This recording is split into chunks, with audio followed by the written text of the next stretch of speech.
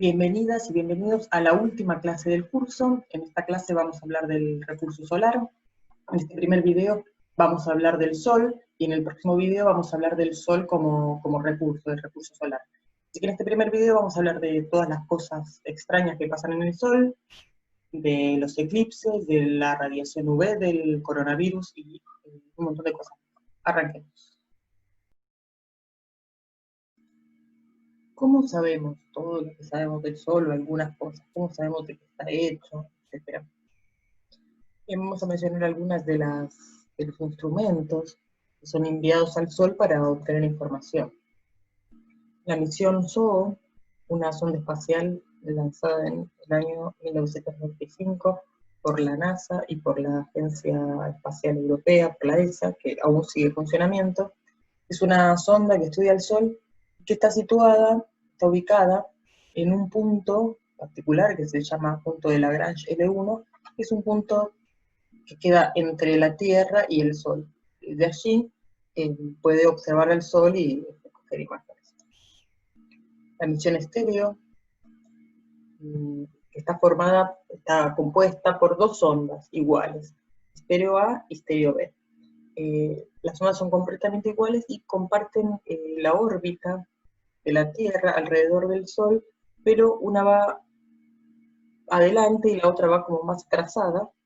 Un poco atrás, miren acá está la Tierra, este es estéreo A y este es estéreo B, y ambas están mirando al Sol, con lo cual pueden obtener una imagen estereográfica del Sol. La Solar Parker es un artefacto también de la NASA que ha sido lanzado directamente a la corona solar. Se lanzó en agosto del año 2018 y ya unos meses después, en noviembre, había realizado su primera aproximación al Sol, convirtiéndose en el artefacto humano que más cerca estuvo del Sol. La sonda esta se lanzó, por supuesto, con un cohete, pero para mandarla tan cerquita del Sol, piensen que tiene que contrarrestar de algún modo a nosotros. Miren acá, esta sería la órbita de la Tierra, está representada, esta la órbita de Venus, y acá en azul la trayectoria de la Solar Parker. La Tierra se mueve alrededor del Sol bastante rápido, a unos 100.000 kilómetros por hora. Entonces, para contrarrestar esta velocidad lateral y que la sonda se acerque al Sol, lo que se hace varias veces cuando se mandan cosas al espacio, es que se usa lo que se llama asistencia gravitacional de algún planeta que quede en el camino. Se calcula, ¿no?, para que pase por ahí. Entonces, efectivamente, la Solar Parker recibió asistencia gravitacional de Venus. Significa que cuando pasa por el campo gravitacional de Venus, Venus le da como un empujoncito para que siga camino y para que se curve su órbita, sea cada vez más elíptica y pase cada vez más cerca del Sol. Y pasa de hecho bastante cerca del Sol. ¿Qué es bastante cerca del Sol? A 6,2 millones de kilómetros. Su perihelio, su mayor acercamiento al Sol, pasó a 6,2 millones de kilómetros del Sol. 6,2 millones de kilómetros del Sol, con relación a qué. Bueno, la Tierra está a 150 millones de kilómetros del Sol, ya que pasar a 6,2 es bastante cerquita. Y ya pasó unas 5 veces cerquita del Sol. Y bueno, da vueltas a los fotos. La SDO, otra sonda que está hace unos más de 10 años, un telescopio que está hace más de 10 años observando al Sol. ¿Qué estudian? Estudian los campos magnéticos del Sol, la velocidad y la intensidad de los campos magnéticos, estudian, sacan fotos, sacan un montón de fotos, estudian la irradiancia solar, la miden, detectan las partículas del viento solar, etc. Hay que saber que el Sol no está quieto, no está tranquilo, ni nada de eso. El Sol, primero que nada, no es rígido, sino que está formado por un plasma, que son unas partículas, un estado de la materia, unas partículas cargadas, altamente ionizadas, está a altas temperaturas y rota sobre sí mismo, gira sobre sí mismo, y tarda 30 días en dar una vuelta sobre sí mismo, con la característica de que el ecuador, ya les digo, por este estado en el que se encuentra, el ecuador rota más rápido y más lentamente rotan los polos. Esto genera un montón de fenómenos, esta rotación diferenciada que tiene el Sol. Vamos a hablar ahora de la estructura del Sol.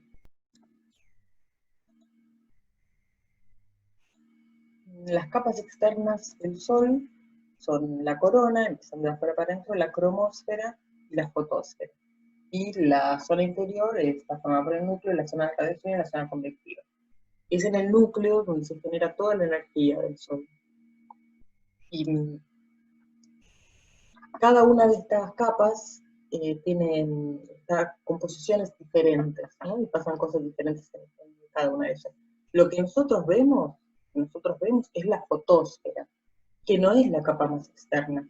Sin embargo, desde aquí es donde irradia la luz en el espacio. Tiene una temperatura, es la capa más fría, la fotosfera es la capa más fría del Sol, tiene una temperatura de los 6.000 grados centígrados, y es en esta parte, en esta zona donde se suelen ver las famosas manchas solares, ¿no? Que son zonas donde la temperatura es un poco menor.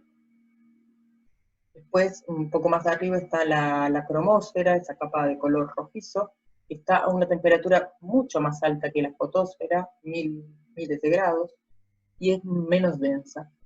Lo mismo que la corona, digamos, la densidad va disminuyendo a medida que nos alejamos, es la parte más externa, que es visible únicamente cuando hay eclipse, porque tiene poca densidad y queda opacada por la fotosfera. Digamos, la fotosfera es la zona más brillante, entonces es lo que vemos. Estas dos, tanto la cromósfera como la fotosfera, no se pueden ver.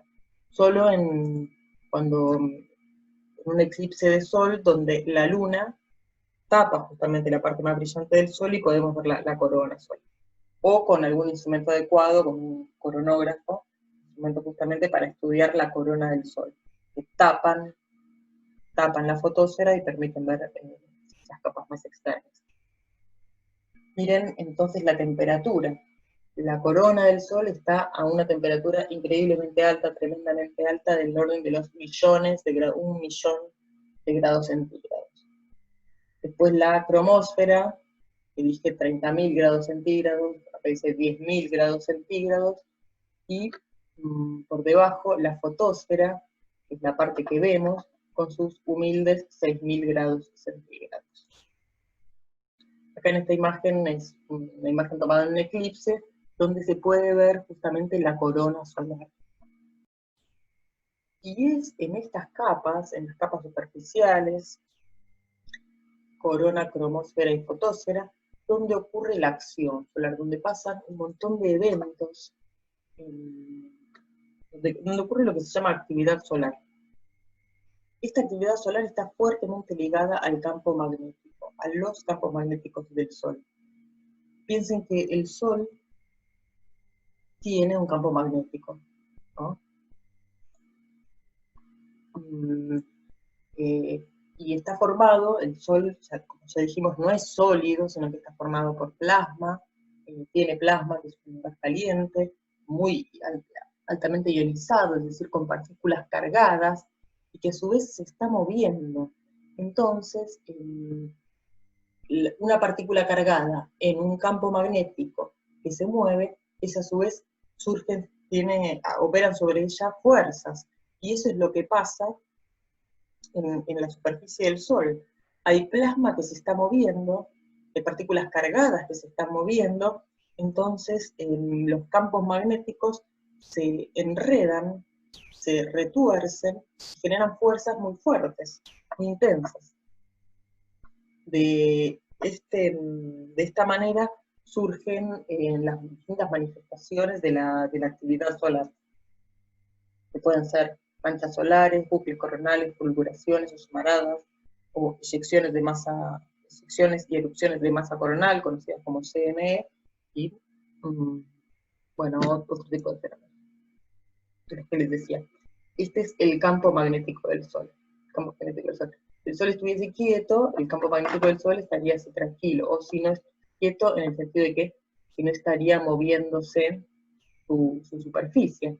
Pero no solo que se está moviendo, sino que está formado por partículas cargadas. Entonces, estas partículas se ven afectadas por el campo magnético del Sol.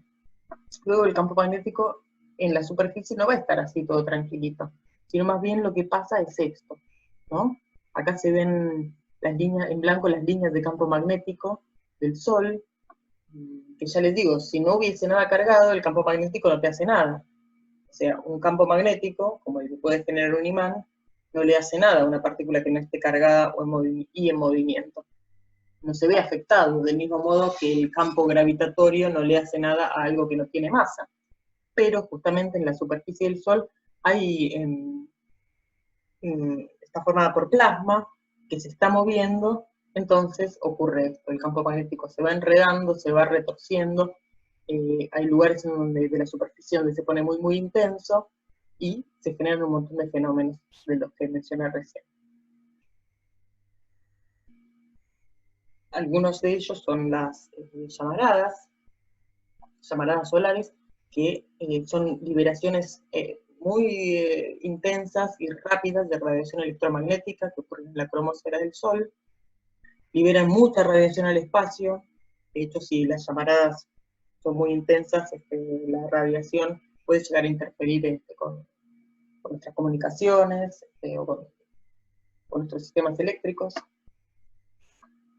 Miren el tamaño de una llamarada solar en relación a la Tierra. O sea, es una cantidad de energía tremenda, ¿no? Simplemente por el tamaño. Las eyecciones de masa coronal que pueden estar asociadas a las llamaradas son como unas burbujas de radiación y de partículas de Sol que explotan en el espacio a velocidades muy altas, ¿no? También producto de la reorganización de las líneas de campo magnético. En esta imagen, miren una cosa, esta imagen de una eyección de masa coronal, 7:24, un día, ¿no? A los minutos 7:36, otra imagen, y a las 8, otra imagen. Piensen qué rápido que eyectó toda esta cantidad de materia el Sol. Piensen el tamaño, digamos,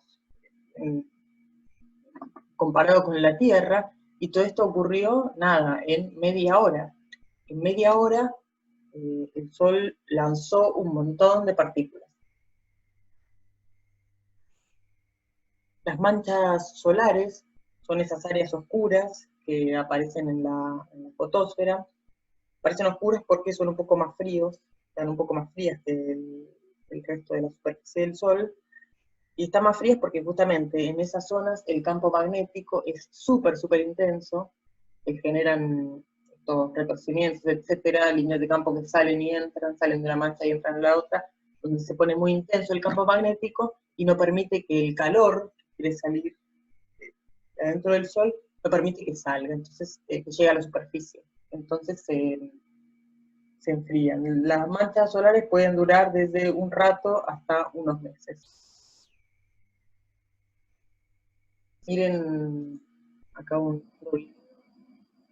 video. Es un video real, digamos,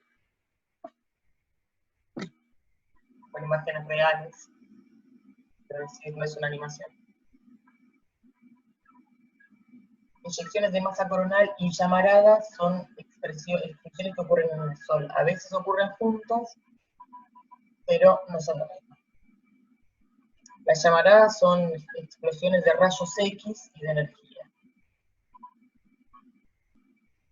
que viajan a través de la velocidad, viajan a la velocidad de la luz en toda dirección. Las eyecciones de masa coronal son explosiones gigantes de materia. A las eyecciones de masa coronal les toma entre 1 día y 3 días alcanzar la Tierra. A las llamaradas solamente les toma 8 minutos. Acá hay una llamarada, una eyección de masa coronal, este es un coronógrafo, una llamarada, eyecciones de masa coronal, llamaradas, llamaradas.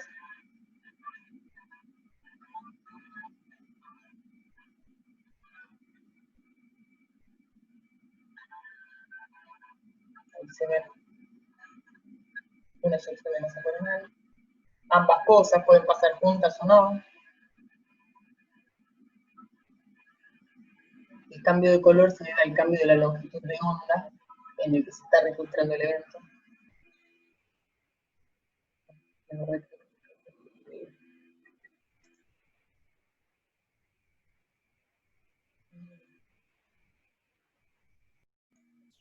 Estas llamaradas son las responsables de, por ejemplo, las auroras boreales y australes, ¿no? que se suelen ver. Pero también hay que tener cuidado, se monitorean porque afectan el clima espacial. Es decir, que eventualmente pueden dañar a los astronautas o incluso a los equipos que están por ahí dando vueltas, ¿no? Entonces por eso es importante monitorearlas y porque también una de estas explosiones tan intensas puede afectar la Tierra, puede afectar nuestro sistema de comunicación, nuestros sistemas eléctricos, etc. A nosotros tenemos, por suerte, nuestro propio campo magnético que nos protege de todas esas cosas que manda el Sol. Acá está representado el campo magnético, porque nosotros, el planeta Tierra, está bajo el campo magnético del Sol, o sea, estamos adentro del campo magnético del Sol. Sin embargo, tenemos nuestro propio campo magnético que cerca nuestro es bastante intenso, en las cercanías de la Tierra. Acá está representado otra vez, hay un imán de la Tierra y se representan las líneas de campo magnético. No hay un imán en la Tierra, pero el campo magnético de la Tierra es como si hubiese un imán dado vuelta en la Tierra, donde el polo sur del imán queda para el polo norte geográfico y el polo norte del imán queda para el polo sur geográfico. Líneas de campo magnético entran por el polo sur, salen por el polo norte. Esto no existe, estas cosas blancas que están acá dibujadas no son nada que exista en realidad, es el campo magnético y es la forma que tiene, ¿no? Se representa de esta manera. Las líneas de campo magnético, estas rayas, no es que hay una raya de nada, ¿no? Hay un campo magnético que se pone de manifiesto si hay una partícula cargada en movimiento, sobre ella van a surgir fuerzas. En la zona donde se ve más juntita la línea de campo magnético es justamente donde el campo es más intenso. Como el campo es más intenso, y aparte la dirección que tiene, eso hace que por acá se cuelen algunas partículas de viento solar y produzcan efectivamente esas auroras, las auroras boreales y auroras australes que veíamos en la imagen de recién. Miren acá la misma imagen de un evento, mejor dicho, el mismo evento captado en distintas longitudes de onda. En particular distintas longitudes de onda, pero todas correspondientes a la parte UV del espectro, al espectro ultravioleta. Ven cómo depende la longitud de onda con la cual ha sido registrada este fenómeno, se pueden ver efectos distintos. Por ejemplo, acá se ve bien esta llamarada, a esta longitud de onda en esta imagen se puede ver bien la corona solar, esta probablemente sea del visible. ¿Por qué se usan, por qué estos instrumentos censan en diferentes longitudes de onda? ¿Por qué lo hacen en la parte UV, en la parte del UV del espectro? Bueno, si alguien me quiere sacar una foto a mí, quiere registrar cuál es la longitud de onda que yo estoy emitiendo y reflejando, le conviene quiere ver lo que yo estoy reflejando, le va a convenir usar una cámara de fotos que censa en el espectro visible, porque yo, la radiación electromagnética que estoy reflejando, la estoy reflejando en el visible. Es cierto que también estoy emitiendo mi propia radiación electromagnética en el infrarrojo. Quiero decir, si se apagan todas las luces de acá, yo voy a seguir emitiendo radiación electromagnética en el infrarrojo. mientras tenga un poco de energía, mientras tenga moléculas que vibren. Ahora cuando recibo luz, ya sea artificial o natural, la reflejo con las longitudes de onda del espectro visible. Entonces, si alguien me pone a mí una cámara en el ultravioleta, probablemente no vería nada, porque yo no emito ni reflejo nada en el ultravioleta. El sol, para hablar de sol, tal vez sería mejor, en vez de reflejar, decir emitir, porque el sol no refleja luz que le viene de ningún lado, sino que emite su propia radiación electromagnética. Para ver el sol se suele usar mucho cámaras que en vez de las cámaras comunes que sensan o registran en la parte visible del espectro, lo hacen en el ultravioleta, en particular en la región del ultravioleta que se llama ultravioleta extremo. Recordemos un poco cómo era el espectro visible. La luz visible, o sea, la radiación electromagnética que nosotros vemos, es aquella cuya longitud de onda está entre los 400 nanómetros y los 750 nanómetros. Toda esta zona, la radiación electromagnética con esta longitud de onda la podemos ver y la vemos en distintos colores. Aquella radiación electromagnética que tenga longitudes de onda mayores no la vamos a poder ver porque con los infrarrojos, después las ondas de radio, que no las vemos con nuestros ojos. Por debajo de la luz visible se encuentra el espectro ultravioleta. El espectro ultravioleta que va desde los 10 nanómetros más o menos a los 400 nanómetros.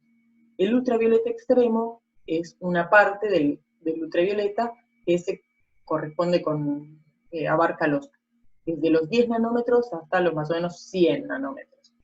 Entonces, muchas veces los instrumentos que detectan, que sensan al sol, lo hacen en esta zona del espectro, en el UV extremo.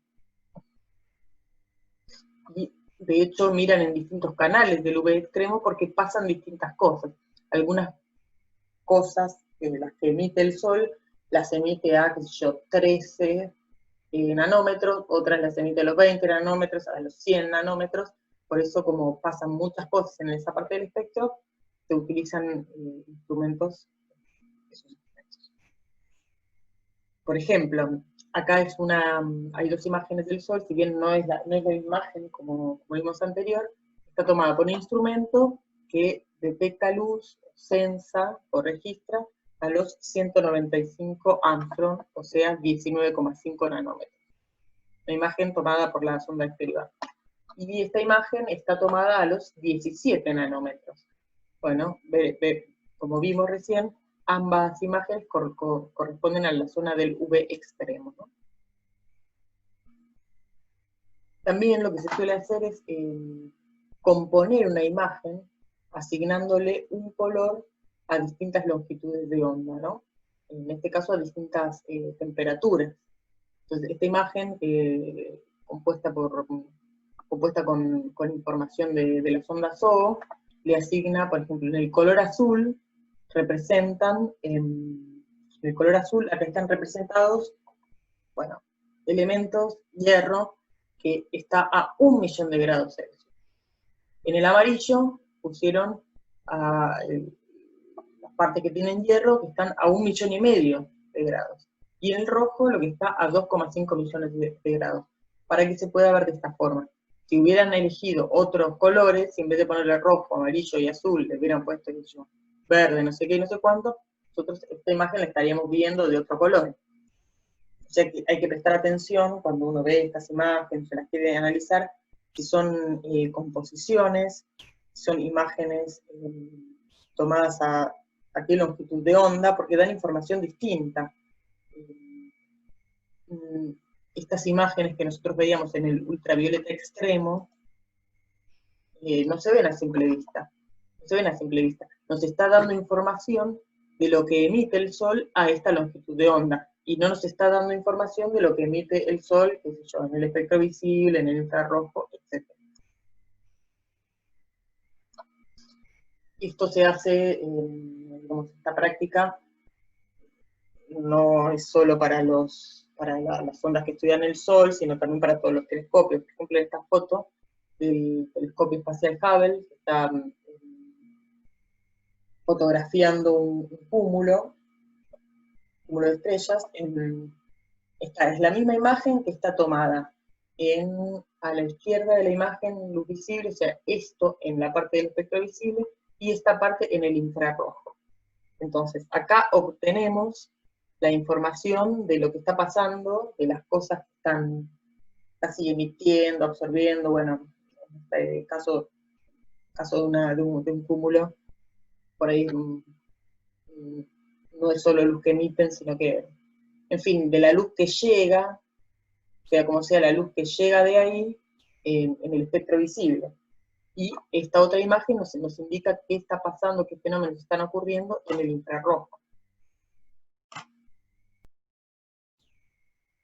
El Sol tiene ciclos, como ustedes sabrán, que duran aproximadamente 11 años, en los cuales se detectan etapas de mucha actividad y etapas de muy poca actividad. Estos ciclos solares todavía no se sabe exactamente la causa o a qué obedecen. De hecho, tampoco se sabe exactamente cuándo van a empezar. Comienza el ciclo solar cuando salen las primeras manchas solares y se mantienen ahí durante un tiempo. Y bueno, se reúne como un comité del ciclo solar y dicen, bueno, ya hoy, a partir de ahora, empieza el ciclo solar.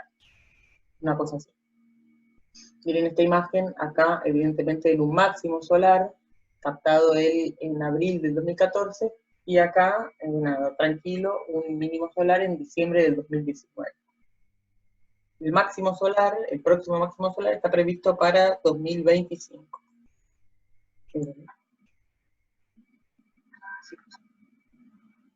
Hay un ritmo cósmico del universo cada aproximadamente 11 años.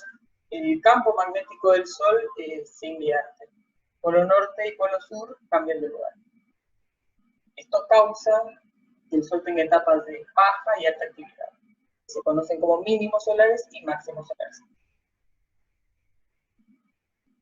Y así lo vieron con los telescopios. Mínimo solar,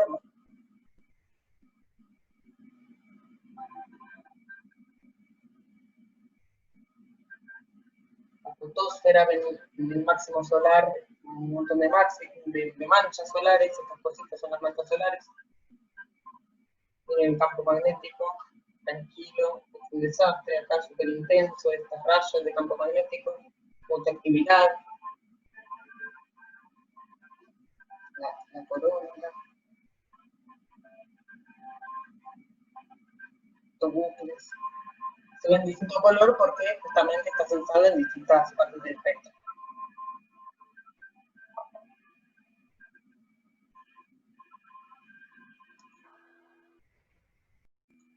Nosotros vamos por el ciclo solar 25, que como decía recién, empezó a fines de diciembre en diciembre del año 2019.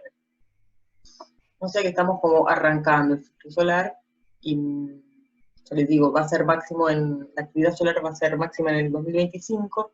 En esa época va a haber un montón de auroras, digamos, si vos querés ir, si están pensando este verano ir a Islandia a ver auroras boreales, les recomiendo que no lo hagan, que esperen al 2025. En cambio, lo que tienen que hacer este año es ir a ver el eclipse. Eso es lo que tienen que hacer este año, tienen que hacerlo ya mismo. ¿Qué es lo que va a pasar este 14 de diciembre? Va a haber un eclipse total de Sol.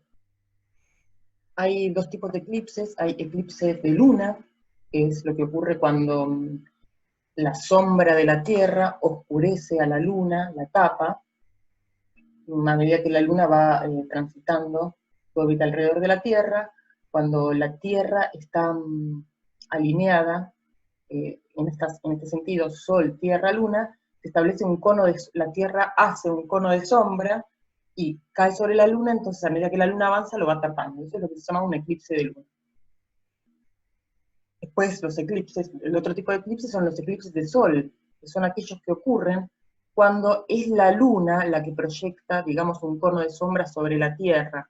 O sea que la sombra que el Sol le hace a la Luna cae sobre la Tierra, oscureciendo una zona de la Tierra, ¿no?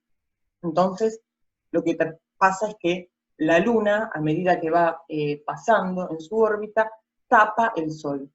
Para eso tienen que estar alineadas, tienen que estar justo alineadas, Sol, Tierra y Luna. En realidad tiene que pasar alguna que otra cosa más para que esté alineada. Hay distintos tipos de eclipses, hablando siempre de eclipses de Sol, ¿no? Eclipses de Sol. Puede ser eclipse total o eclipse anular. ¿Por qué? Porque si bien la órbita, porque la órbita de la Luna alrededor de la Tierra no es redonda, es elíptica. Entonces, a veces la Luna pasa más lejos de la Tierra y a veces pasa más cerquita de la Tierra. Cuando la Luna está pasando, lo voy a mostrar acá, si la Luna está pasando más lejos, justo en el momento de eclipse está pasando alejada de la Tierra, lo que pasa es que el cono de sombra que proyecta no cae en la superficie de la Tierra. Esto sería la Tierra, acá sería la Luna y acá el Sol. Fíjense, esto que está en gris oscuro es lo que se llama umbra, es una zona de sombra total, mientras que lo gris claro es lo que se llama penumbra. Pueden hacer una experiencia mirando la sombra de una mano o de una cosa, y van a ver que se ve una parte donde la sombra está bien oscura, y otra parte de penumbra, que es un fenómeno que ocurre por reflexión de la luz. Entonces, si la Luna está lejos, es un eclipse anular, y no se va a oscurecer completamente. Pueden pasar dos cosas en el eclipse anular. Si vos estás justo en esta zona, vas a terminar viendo una cosa así, o sea que la Luna no tapa completamente al Sol. Si estás en la otra zona, en la zona C, digamos donde cae esta penumbra, vas a terminar viendo que pasa un poquito, pero tampoco nos llega a taparlo. Lo que vas a ver, de hecho, es un eclipse parcial del Sol. Ahora, si el caso es que la Luna está más cerquita de la Tierra, como va a pasar este 14 de diciembre, el cono de sombra de la Luna, o sea, sí, la sombra que le hace el Sol a la Luna, o la sombra que la Luna le hace al Sol, bueno, la sombra de la Luna, cae sobre la Tierra. El cono de sombra cae sobre la Tierra. Entonces, si vos estás en la zona A, vas a estar en oscuridad total, vas a estar en la zona de totalidad del eclipse, vas a ver que se hace todo oscuro. Si vos estás en la región C, lo que vas a ver es un eclipse parcial. Los eclipses pueden ser o anulares o totales, ¿no? Porque eso depende de la Luna, si está cerca o está lejos. Lo que cambia es cómo lo ves vos dependiendo en qué zona estás. Si se da la situación de que hay un eclipse total y vos estás en la zona A, vas a ver totalmente cómo la Luna va tapando por completo el Sol. Mientras que si estás en la zona C, lo que vas a ver es un eclipse parcial, que se corresponde con esto. Entonces, el 14 de diciembre va a haber un eclipse total, un eclipse de Sol, de este tipo, eclipse total de Sol. Y lo que uno puede preguntarse es, bueno, pero ¿por qué no hay eclipse todos los meses? Si la Luna tarda 28 días, si la Luna tarda unos 28 días en recorrer su órbita alrededor de la Tierra, eventualmente una vez cada 28 días va a alinearse, va a taparnos el Sol. Y eso no es lo que ocurre. La respuesta, ¿por qué no ocurre eso? Es otro detalle de la órbita de la Luna, es que el plano en el que orbita la Luna, el plano en el que la Luna orbita alrededor del Sol, no es el mismo plano, no está alineado con el plano en que la Tierra orbita alrededor del Sol, sino que tiene una inclinación de unos 5 grados.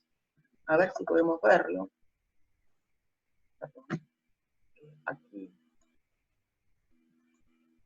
Ahí va. Tierra alrededor del Sol se llama eclíptica. La órbita de la Luna no está alineada con el plano de la eclíptica, sino que está inclinada alrededor de 5 grados. Si los vemos desde este ángulo, el Sol, la Luna y la Tierra están alineados. Pero si lo vemos de perfil, nos damos cuenta que la sombra de la Luna no necesariamente se proyecta sobre la Tierra. Los puntos donde la órbita de la Luna cruza la eclíptica reciben el nombre de nodos lunares. Cuando la Luna pasa por un nodo lunar en línea con la Tierra y el Sol, se produce un eclipse. Esto sucede más o menos 2 veces al año. Pero si esta alineación se produce cada 6 meses aproximadamente, ¿por qué no podemos ver todos esos eclipses? Porque el ciclo de rotación de la Tierra no está sincronizado con los ciclos lunares, y estos tampoco están sincronizados con los ciclos de traslación. Por eso cada vez que hay un eclipse solar, la sombra de la Luna se proyecta en distintos lugares de la superficie de nuestro planeta. Entonces, esto para ver un poco qué tiene que pasar para que haya un eclipse de sol, ¿no? Tiene que estar alineada, tiene que estar la luna tapando el sol, pero también tiene que ser que justo en ese momento se dé que la luna pasa la inclinación de su órbita sea tal que está cortando la eclíptica. Y todo eso va a pasar el 14 de diciembre en la Argentina. Vamos a ver, en toda la zona de la Argentina vamos a ver un eclipse parcial, mientras que en una franjita es donde se ve el eclipse total, una franjita que tiene unos 50 o 100 kilómetros. A medida que va pasando la luna, por eso se dice que el eclipse se va corriendo, porque es a medida que va moviéndose la luna alrededor de la órbita, este cono se va corriendo. El eclipse en sí, la totalidad, para aquellos que ven aquel puntito negro, el más oscuro sería la zona de totalidad, y el disco más amplio sería la zona de parcialidad. En Argentina vamos a ver el eclipse parcial en toda la Argentina, pero la totalidad la vamos a ver solo en una franja que cruza la Patagonia. Y comprenden que se va moviendo porque va pasando la luna, y la sombra también se va moviendo, con lo cual se define como una franja. El eclipse dura unos minutos nada más, la totalidad del eclipse dura 2 minutos. Nada más depende de cuán cerca o lejos, cuán en el punto, cuán cerca del centrísimo de la zona negra esté uno, pero entre unos segundos y unos minutos. Y es súper importante, cuando vean el eclipse, el mes 14 de diciembre, usen protección. El sol no se puede ver a simple vista, no se puede ver ahora ni ningún día a simple vista porque daña la retina, tampoco en los eclipses, porque incluso puede pasar que no nos demos cuenta, y que el brillo no nos afecte tanto, pero sin embargo produce un daño también en la retina.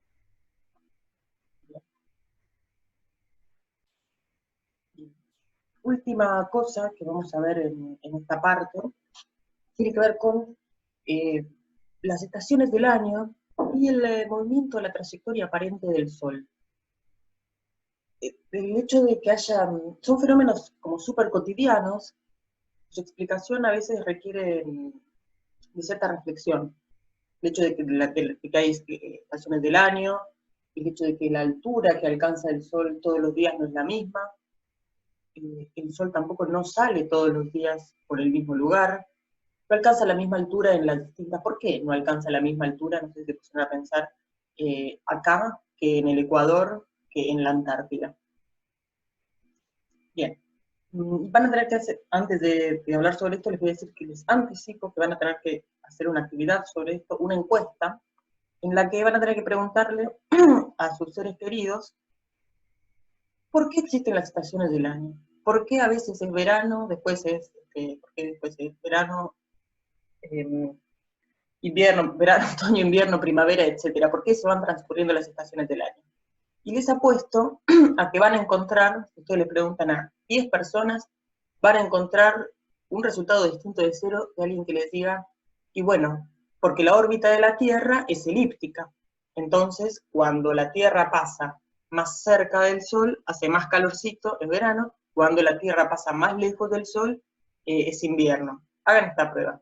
Porque eso, de hecho, eso es lo que pensamos todas las personas, lo que solemos pensar todas las personas, antes de recibir instrucción. Incluso algunas seguimos pensando eso, o creyendo eso mucho tiempo, aún después de recibir instrucción formal, y hablo por mí, ¿no? Que, digo, lleva mucho, hay que reflexionar, pensar, imaginarse, hacer modelos tridimensionales, probar con objetos, para ir cerrando estos asuntos, ¿no? Aparte, hay un montón de fenómenos que acuden a la explicación de cómo vemos el Sol, cómo se mueve el Sol, las estaciones del año. No es solo uno. Si ustedes googlean rápidamente van a leer que la inclinación del eje terrestre es la causa de las estaciones. Lo es, de hecho, pero cuando uno se pone a reflexionar se da cuenta que, ok, la inclinación del eje terrestre.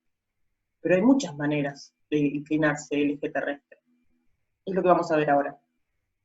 Entonces, efectivamente, la órbita de la Tierra alrededor del Sol es elíptica, pero no es tan elíptica. Es prácticamente a los efectos de las estaciones del año imperceptiblemente elíptica. Si nosotros viésemos de afuera la órbita del Sol de arriba, no veríamos una elipse, veríamos un círculo, la órbita de la Tierra alrededor del Sol.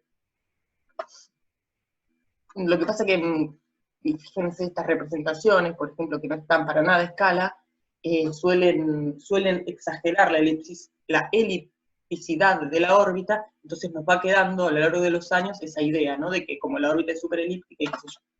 Se ha estudiado eso, se hacen estudios, encuestas y qué sé yo, y se relevan esas ideas en la mayoría de las personas, así que nosotros mismos las tengamos, o nuestros seres queridos, no tiene nada de malo, ¿no? Y como les decía, el eje de la Tierra, el eje de rotación de la Tierra, el ángulo que forma el eje de rotación de la Tierra con respecto al plano de la eclíptica, está inclinado. Es un eje imaginario alrededor del cual gira la Tierra y está inclinado. Y como les decía, hay muchas maneras de estar inclinado, porque puede estar inclinado así, y la Tierra realiza este movimiento, pero también podría estar inclinado así, haciendo cosas, bueno, está inclinado y se mantiene paralelo a sí mismo durante la traslación de la Tierra alrededor del Sol. Y esto es lo que provoca las estaciones, porque fíjense, si la causa de la hace otros movimientos, también el eje que está marcado, digo, hace movimientos de precesión y qué sé yo, pero vamos a tomar un modelo simple y despreciar esos, no incluirlos en nuestra explicación, otros movimientos que hace la Tierra.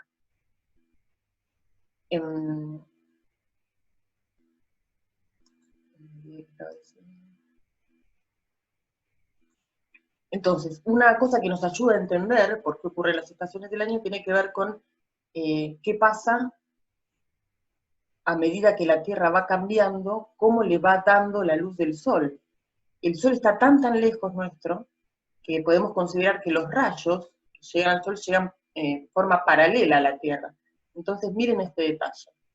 Miren cuando ocurre esto. Acá está el Sol y la Tierra está en su órbita justo pasando así. Ven que más parte del hemisferio norte, toda esta zona del hemisferio norte, está recibiendo luz, está recibiendo la luz del Sol, más. En cambio, miren esta parte del hemisferio sur. No todo está recibiendo, ¿ven? Hay más parte del hemisferio norte a la que le da el Sol y menos parte del hemisferio sur a la que le da el Sol.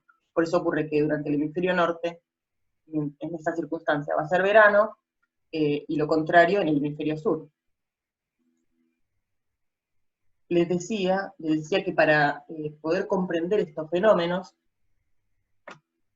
es necesario tener en cuenta la relación de distancia que hay entre la Tierra y el Sol, y también hay una actividad que van a tener que hacer ustedes. Si la Tierra fuese una pelotita de 1 centímetro de diámetro, como si fuese una de esas bolitas.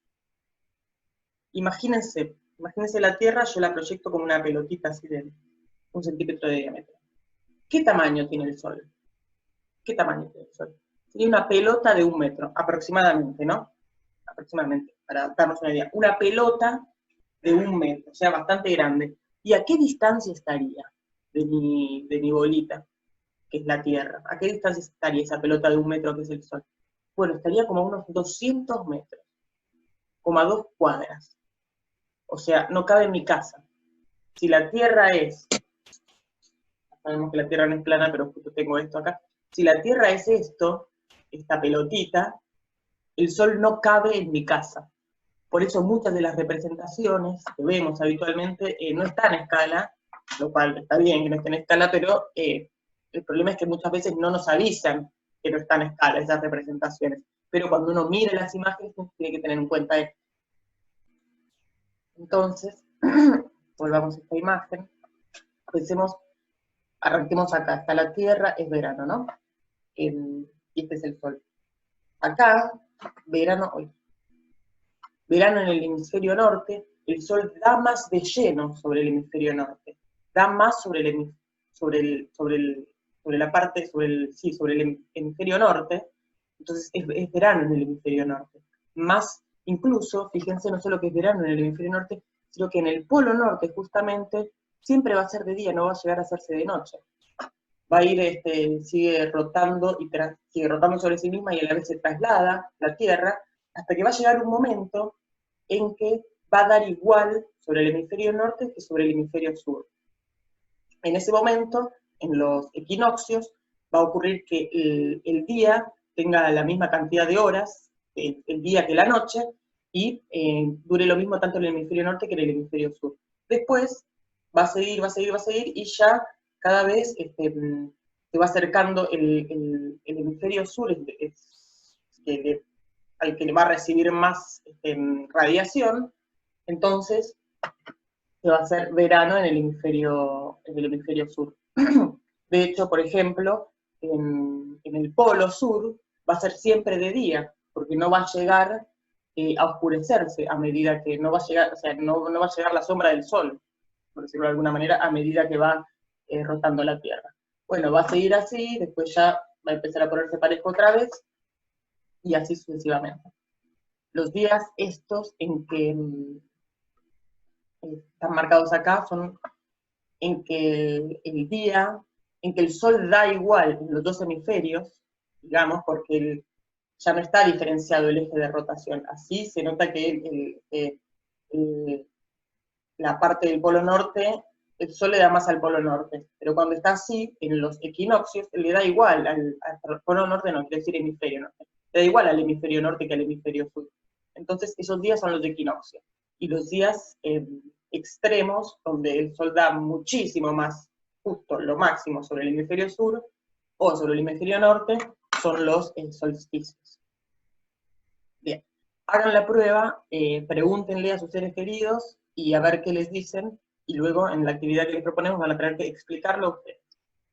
Para eso hay que manipular objetos, pensarlo, repensarlo, no es para nada sencillo. También van a tener que hacer una actividad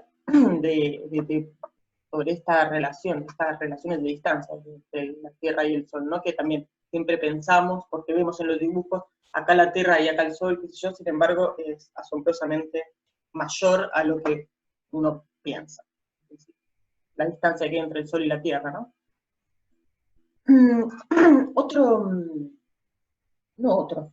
Otra realidad que tiene que ver con la inclinación del eje terrestre, es el hecho de que, no sé si ustedes saben, si alguna vez observaron o se pusieron a pensar, todos decimos, sí, el sol sale por el este y se pone por el oeste. Bueno, la verdad es que no siempre sale por el este, y no siempre se pone por el oeste. Mejor dicho, no siempre sale justamente por el este, ni menos tampoco se pone exactamente en el oeste. Siempre sale más o menos por el este y se pone más o menos por el oeste, pero ese ángulo en que sale y se pone el sol se va corriendo. Podemos pensarlo de esta manera. Recién, en el esquema que vimos de las estaciones del año, los solsticios y los equinoccios, es ver como el sistema Tierra-Sol desde afuera, y tratar de entender los fenómenos con una mirada en relación a cómo se mueve la Tierra con respecto al Sol, la inclinación de su eje. Otra manera de pensarlos, esos fenómenos, es decir, bueno, ok, yo estoy en la Tierra, y yo en la Tierra me quedo quieta y me veo quieta. Lo que yo veo que se mueve es el Sol. Lo que veo que se mueve distinto, de hecho tiene un movimiento aparente, para mí es el Sol. Y efectivamente eso es igual de válido que lo otro, nos puede ayudar a comprender mejor los fenómenos. Aparte, tiene la ventaja de que las cosas desde acá de la Tierra nosotros las podemos observar. Nosotros las podemos observar si no podemos medir. Podemos salir a ver a qué altura está el Sol. Podemos salir a ver hoy, mañana, pasado, una vez por mes, y ver cómo va cambiando eso. En este diagrama lo que se muestra es la trayectoria aparente del Sol. O sea, cómo vemos nosotros que se mueve el Sol en el cielo. Este esquema está para el hemisferio sur, ustedes lo buscan, tienen que prestar atención en este tipo de esquemas para el hemisferio sur que para el hemisferio norte. Entonces, si vos te parás, si vos sos una persona y te parás mirando al norte, tenés el este para tu derecha y el oeste para tu izquierda, ¿no? Ok. ¿Qué es lo que vas a ver que hace el Sol? Vas a ver que sale del este a lo largo del día, ¿no? Va saliendo, se va poniendo más o menos por el este.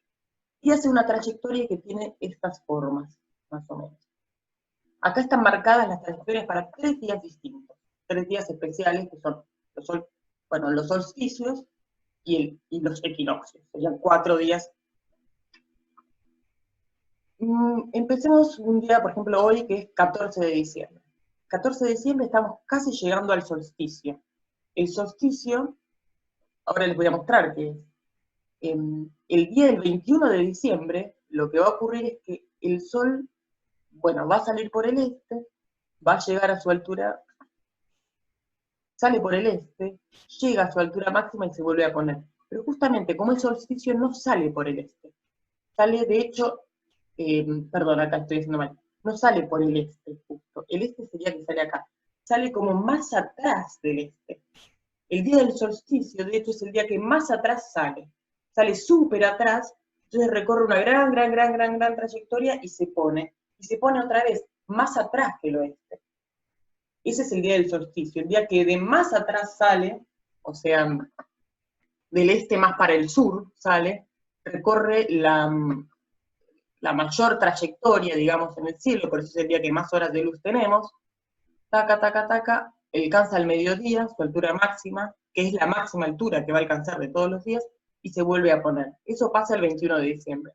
Después, a medida que vayan pasando los días, bueno, ya va a salir, el 21 de diciembre fue lo más atrás que salió. Ya, qué sé yo, en enero, así, va a empezar a salir por acá, o sea, va a salir ya más cerquita del este, va a recorrer toda su trayectoria, va a llegar al mediodía a su altura máxima, que no va a ser tan alto.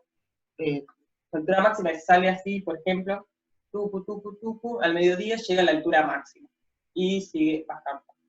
La altura máxima justamente es en el solsticio de verano. ¿Por qué? Porque salió lo más atrás posible, incluso lo más temprano, alcanzó la altura máxima, que es la máxima que va a tener durante el año, y se volvió a meter. Después, a medida que pasen los días, la trayectoria del Sol aparente cada vez va a ser más corta, los días cada vez van a ser, gradualmente se van a volver más cortos, y vamos a ver que ya no va a ir saliendo de tan atrás, sino que la salida del Sol, si nosotros la vemos todos los días, se va a ir corriendo al este. Hasta que llegue un día, que es el día del equinoccio, más o menos el 21 de marzo, que ese día sí, el Sol va a salir exactamente por el este, va a hacer toda su trayectoria del cielo y se va a poner exactamente por el oeste. Ese día, en el día del equinoccio, el día va a durar lo mismo que la noche. Y el Sol va a salir justo por el este y se va a poner justo en el oeste. Entonces, el 21 de marzo y el 21 de septiembre, que son los días de los equinoccios, si vos te fijás por dónde está saliendo el Sol, y mirás, está saliendo por acá, por el este, ese punto es exactamente el este. El resto de los días, por ejemplo ahora, si yo ahora miro dónde está saliendo el Sol y veo que está saliendo, ahí no es justo el este. Está un poquito, ese punto por donde está saliendo el Sol, ahora está un poquito más al sur.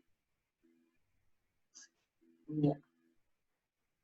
Bueno, esto es para pensar, entonces acá también el solsticio de invierno, que tiene lugar el 21 de junio. Ahí sí, el Sol salió súper corrido, súper adelantado, el este, o sea, más hacia el norte, hizo apenas una trayectoria así, bla, bla, bla, alcanzó su máxima altura, que fue bastante poca al mediodía, y se vuelve a poner. Y el solsticio de invierno, el 21 de junio, justamente es el día más corto del año. Mirado de este lado, digamos, desde esta perspectiva, desde la perspectiva del movimiento aparente del Sol, sirve para complementar aquella otra perspectiva que vimos recién, ¿no? Como sea, para comprender estos fenómenos, o hacer, más que nada, más que comprenderlos, para hacerse preguntas sobre eso, hay que observar mucho, y hay que, pensar, plantearse, porque son cosas difíciles, ¿no?, de terminar de ver. una de las actividades que van a tener que hacer ustedes consiste en justamente chequear, ver, analizar cuál es la altura que tiene el Sol un día determinado. Yo estoy hablando mucho de altura solar, bueno, la altura solar, cuando digo altura solar me estoy refiriendo a, es un ángulo, la altura solar, es el ángulo que forma el Sol con respecto a la horizontal, no es la altura en metros, o ni en kilómetros, ni nada, es qué ángulo de elevación tiene, ¿no? Sería como este ángulo, si yo me paro acá, este ángulo, por ejemplo, este día, en el solsticio, el Sol. Quiero saber cuál es la altura solar, sería el ángulo que forma en la posición del Sol, desde el observador hasta el Sol, perdón, una recta desde el observador hasta el Sol, qué ángulo forma con el plano de la horizontal, del horizonte, con el plano del horizonte. Bien, algunas cosas súper importantes para tener en cuenta, eventualmente para acordarse de memoria, o para ir arribando a por qué ocurren, o cómo se pueden explicar, ¿no? Que no siempre el Sol evidentemente recorre la misma trayectoria en la bóveda celeste, no hace todos los días lo mismo, sino que va, por ejemplo, ahora va a estar saliendo, ahora porque estamos en diciembre, ¿no? Hasta el 21 de diciembre cada vez va a estar como subiendo un poquito más, puede empezar a bajar un poquito más, y así. Solo 2 días del año el Sol sale por el este exactamente y se pone por el oeste exactamente, visto desde cualquier lugar de la Tierra, que son los días de los equinoccios. Bueno, cosas en las que hay que pensar y hay que observar para ver si realmente son así. Finalmente, para una actividad que va finalmente en relación al final de la primera parte, para describir la posición del Sol, en realidad y de cualquier astro, de una estrella o de cualquier cosa, se suelen usar dos coordenadas, dos ángulos, que es la altura y el azimut. La altura, ya les digo, no es una longitud, sino que mide un ángulo. Son coordenadas locales, es decir, yo puedo mirar ya sea el Sol o una estrella, señalarla, y ¿cómo digo dónde está? ¿Cómo digo? Está y un poquito para acá, un poquito para allá, levantada, qué sé yo. Bueno, se suelen utilizar estos dos ángulos, que es el ángulo, la altura y el ángulo azimutal o azimut. Es la altura lo que les dije recién, ¿no? Suponete que vos estás acá, parado, acá está el norte, acá está el sur, bueno, las direcciones. Entonces, la altura, primero, el ángulo de la altura es justamente cuánto se eleva. Voy a hacer, imagínate que yo estoy viendo una estrella que queda acá, la señalo.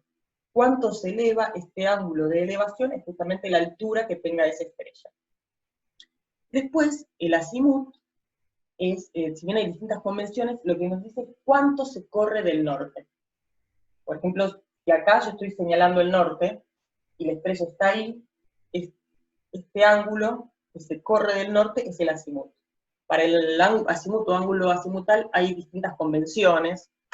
Por ejemplo, acá es 0, si está en el sur, ¿ven? 0, y va creciendo hacia el oeste, o sea, todo al revés de lo que yo dije, ¿no? Pero bueno, también son convenciones que dependen de qué hemisferio estés, y también a veces decir, bueno, el norte es 0, va aumentando para el este, si el norte 0 va aumentando para el este, por ejemplo, y da toda la vuelta de 360 grados, o puedo decir el norte 0, para acá positivo y para acá negativo. Como sea, la idea, más allá de la convención que se use, es que la altura, un ángulo que, por ejemplo, si imagínate que yo estoy mirando al norte, el norte está para ahí, y quiero decir cuáles son las coordenadas de una estrella que está acá. Bueno, primero me fijo qué altura tiene este ángulo. Está acá, qué sé yo, 60 grados, 45 grados. Y después me fijo qué azimut tiene. Entonces digo, para acá, este ángulo que barro, ponele que son, qué sé yo, 50 grados, depende de la convención, digo, tiene azimut 50, azimut menos 50, o tengo que contar toda la vuelta.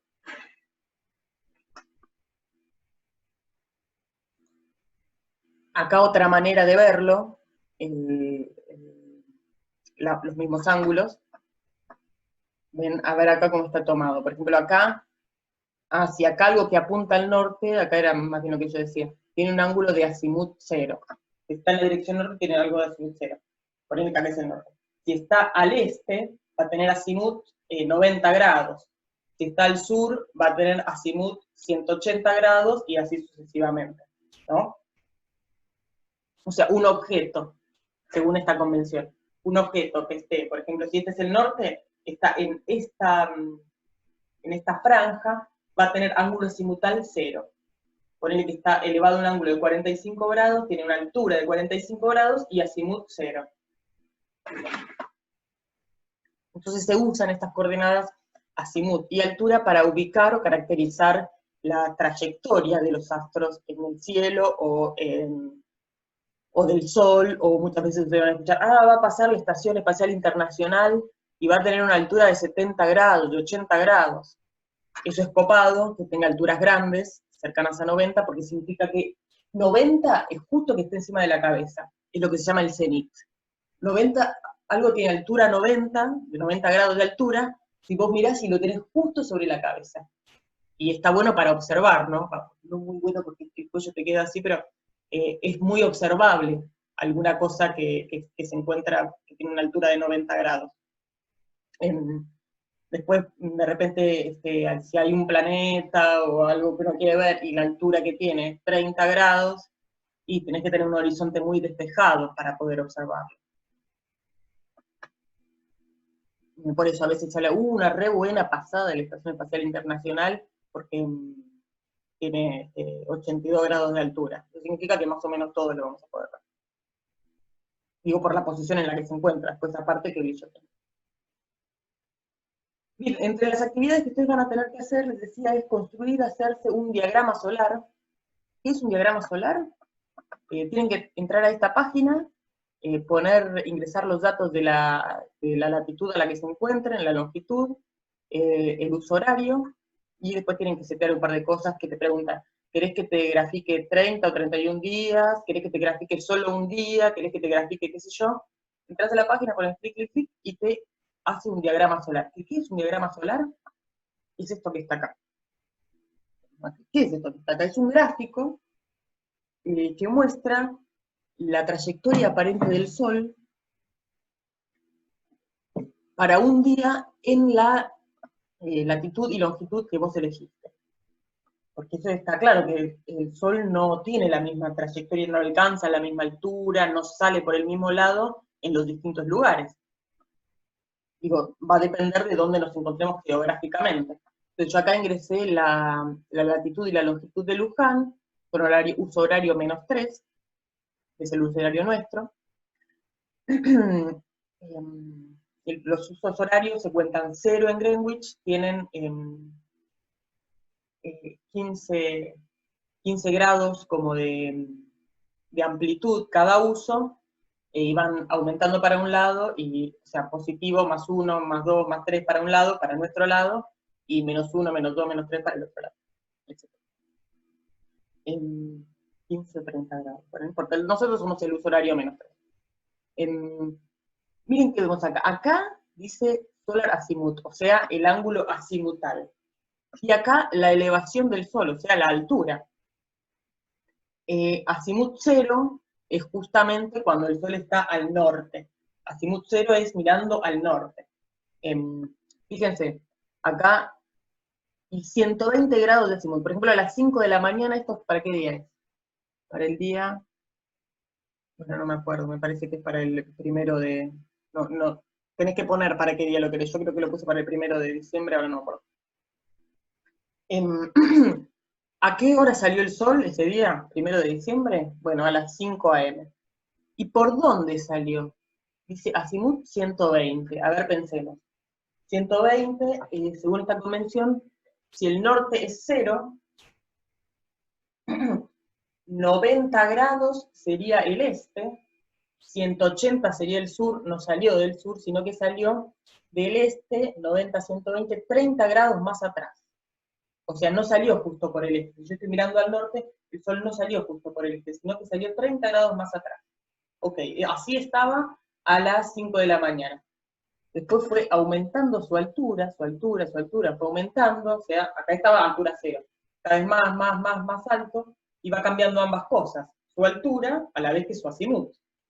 Aumentando, aumentando, aumentando, y más o menos hacia las 12, no siempre es las 12, pero más o menos hacia las 12, alcanzó su altura máxima, o sea, al mediodía. Bueno, obviamente, ¿hacia dónde estaba cuando alcanzó su altura máxima? Hacia el norte justo, porque es al mediodía, entonces el azimut es 0. ¿Y qué altura máxima alcanzó? Bueno, parece que 70 y pico de grados, 70 y pico de grados, está bien. Puede ser 70 y pico de grados. Bastante, ¿no? Nunca en la vida, estando acá en Argentina, en ningún día el sol va a alcanzar una altura de 90 grados.